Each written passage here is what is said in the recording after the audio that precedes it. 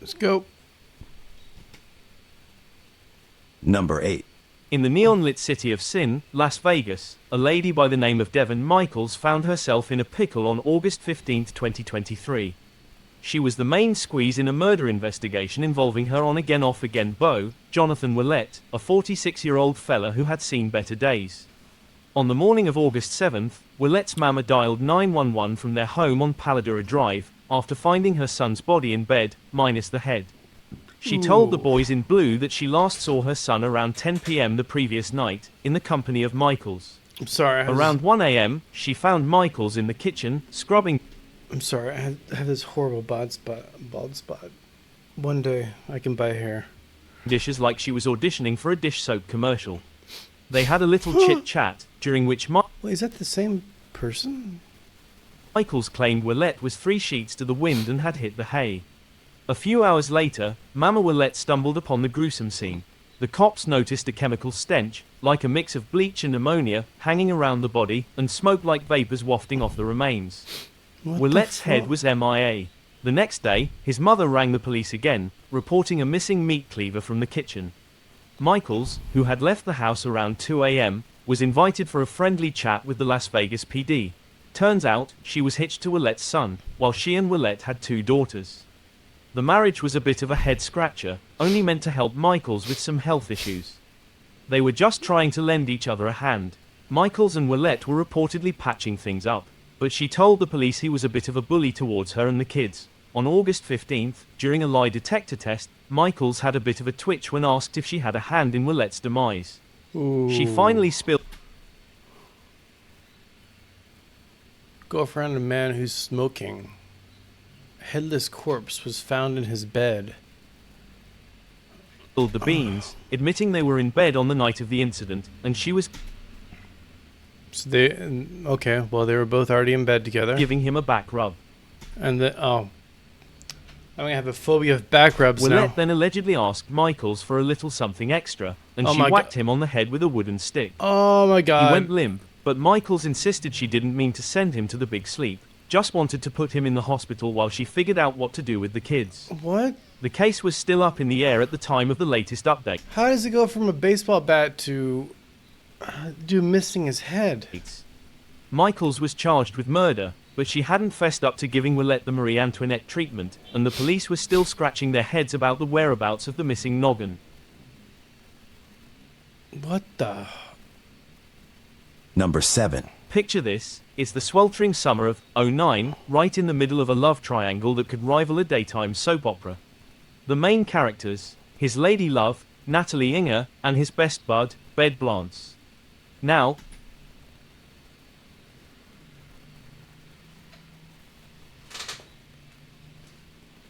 Bed buns.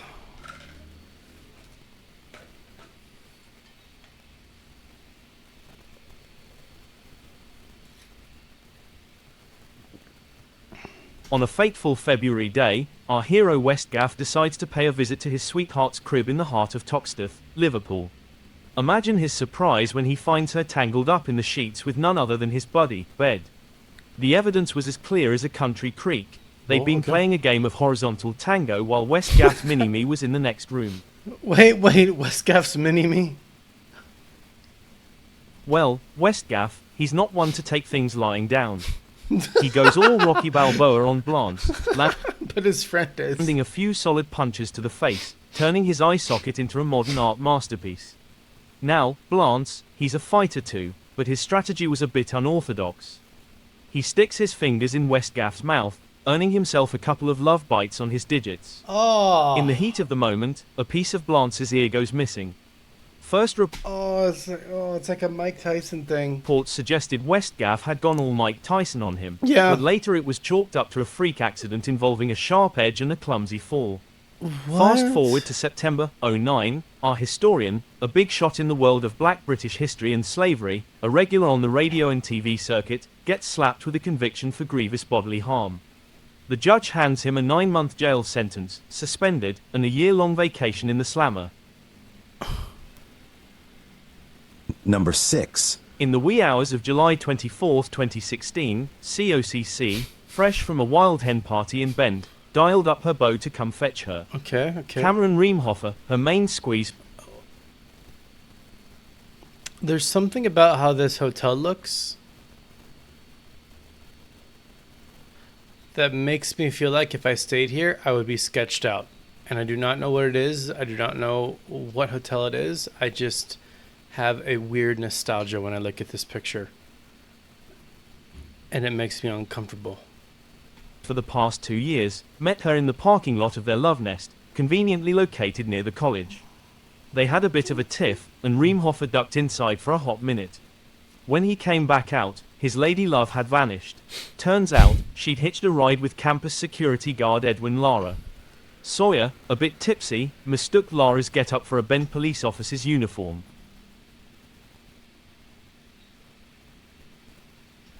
He was cruising around in a campus security SUV, kitted out with a plexiglass divider and auto-locking doors.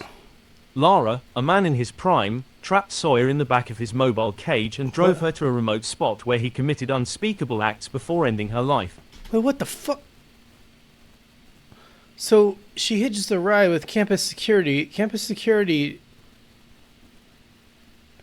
takes her somewhere and then kills her. Sawyer's body was discovered days later off Highway 126, in the Dry Creek area of Redmond. The case cracked wide open when Lara's wife, Isabel, a fresh-faced cop in Bend, spilled the beans. She told the police that her hubby confessed to hitting Sawyer with his patrol vehicle before he hightailed it out of their home. A search turned up Sawyer's purse and shoes, a bloodied rock, and a clump of hair and blood on Lara's work boots. By then, Lara had embarked on a multi-state crime spree from July 24th to the 26th. Jesus. He carjacked and kidnapped a gal in Salem, shot a man in the gut at a motel I guess once you do one bad thing, it's all GTA from there. in Eureka, California, and carjacked another vehicle, taking its 3 occupants hostage. It's scary how slippery slip that is. He confessed to a sudden urge to kill, dropped his hostages on the side of the road, and sped south with his Oregon victim. The law finally caught up with Lara after a high-speed chase with California's finest. After his trial, the ex-security guard was slapped with 2 life sentences, one for Sawyer's murder and another for, well, murder. Number 5. In the heart of Oakland, California, nestled a Korean Christian college. A former student, Oh man, this is gonna be something with Asian hate. 1L Go, 43, had been given the boot a few moons back, apparently due to his knack for trouble. He was hotter than a jalapeno's armpit at the students, who he claimed had given him the short end of the stick, and at the administration for not giving him a refund on his tuition. Okay, this dude's 43.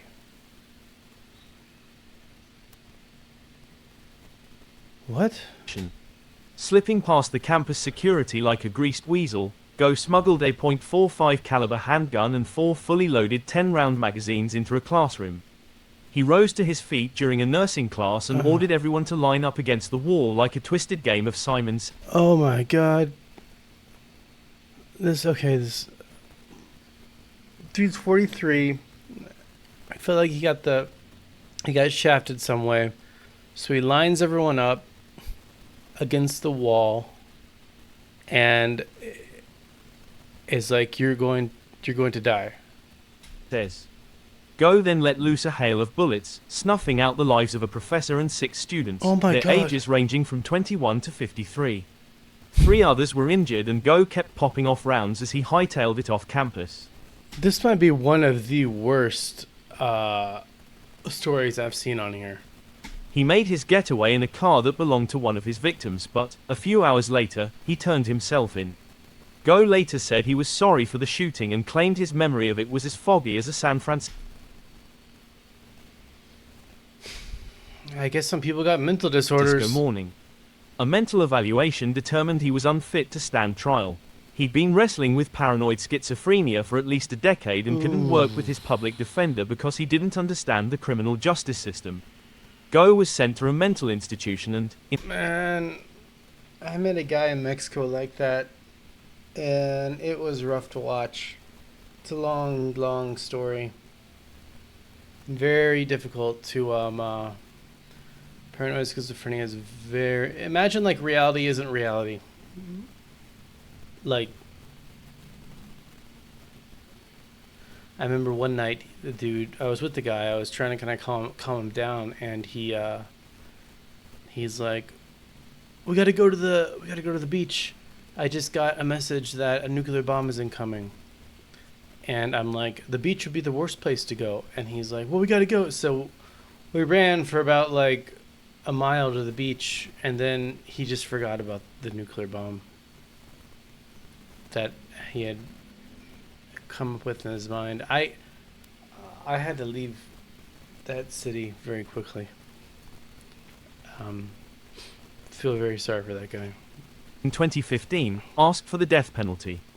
Both the defense and the prosecution were unsure if his request was due to guilt or if Go was still seeing pink elephants. 2 years later, he pleaded no contest.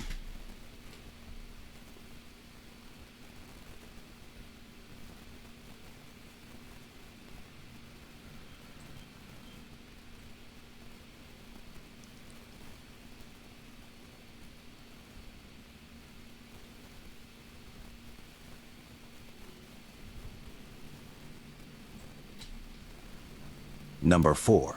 In a twist of fate that would make a country song blush, the lifeless form of Ali Costile, a 21-year-old firecracker with a zest for life, was found near a camp by Oxford Schools Lake. This gal, a marketing whiz kid, was all set to ace her senior year, having founded a running and golf club that she couldn't wait to get back to. She'd been playing a little footsie with a fellow student, Brandon Thiesfeld, also in the bloom of his early 20s. In a plot twist that'd make Maury Povich salivate, Ali texted Brandon in mid-April, hinting she might be baking a bun in her oven, even sending him a photo of a pregnancy test that was as clear as a politician's promise. Brandon, not ready to trade his beer pong for diaper duty, told her this baby business would cramp his style. Ali, however, insisted they hash it out face to face. But, for months, their chats remained digital.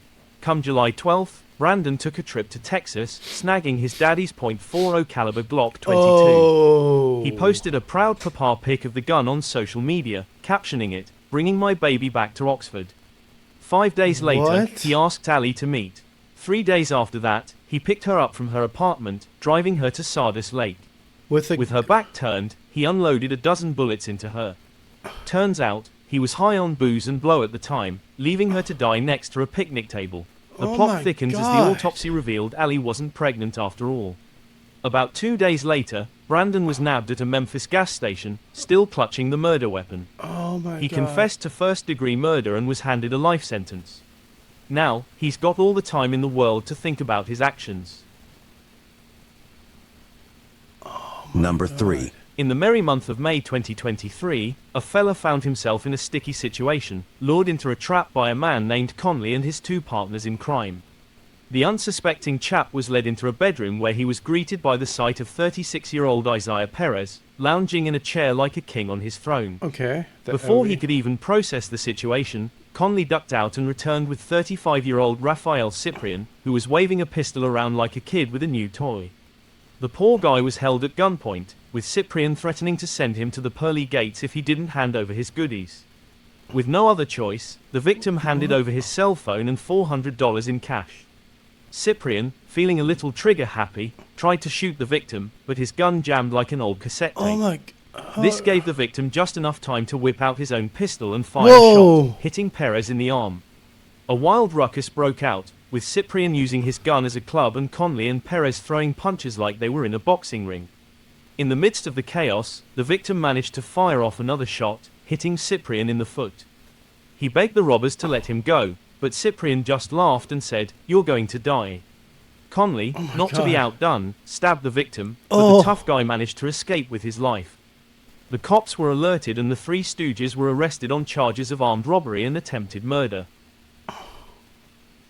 Holy Number crap. 2. In the sleepy town of Rock Hill, a man named Gordon, fueled by a cocktail of jealousy and suspicion, decided to play a twisted game of whack-a-mole with his wife's head while she was Woman left with 58 staples in her head after husband attacked her with a hammer over claims she was having an affair.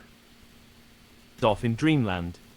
He tiptoed into the bedroom, armed with a hammer, and started giving her a surprise cranial massage that she didn't sign up for. Was it just The random? poor woman woke up to a world of pain, her head Oh. leaking like a busted pipe, and found herself trapped in a nightmare version of a bedroom lock-in. Oh. She pleaded with Gordon to dial 911, but he was too busy playing guard dog at the door, armed with his trusty hammer and a sidearm.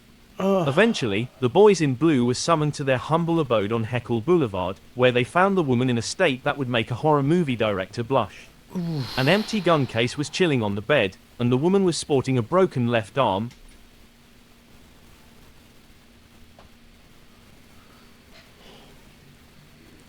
Man, these stories are insane. A sprained right arm, and a head that would need more staples than a back-to-school sale to patch up. A dog squad sniffed out our 43-year-old suspect, Gordon, lurking around the neighborhood like a bad smell. They slapped the cuffs on him and tossed him in the slammer, no bail, So he just went around the neighborhood. on charges of attempted murder, kidnapping, and packing heat during a violent crime. As a result, he got himself a one-way ticket to the no-fly list. Number 1. 19. In the wake of a no-name dame discovering her hubby doing the horizontal tango with their nanny, she whipped out her smartphone faster than a squirrel on Red Bull. She propped it up on a countertop with a clear view of the bedroom door, her little bundle of joy unwittingly becoming the youngest director of photography in the history of home videos, chilling in his stroller. The scorned wife then nudged the bedroom door ajar, before going all Clint Eastwood and fetching herself a pistol. She let one fly into the ether before storming the room, and then let loose 3 more, while hollering at the naked lovebirds to skedaddle. The baby, not a fan of the impromptu fireworks display, started wailing. The bare-naked duo were caught on camera making their exit, before the video abruptly ended. The jury's still out on whether the pistol-packing mama faced any charges, and her identity remained as elusive as a sober leprechaun. What? The rest of the story is still developing, like a Polaroid in a dark room.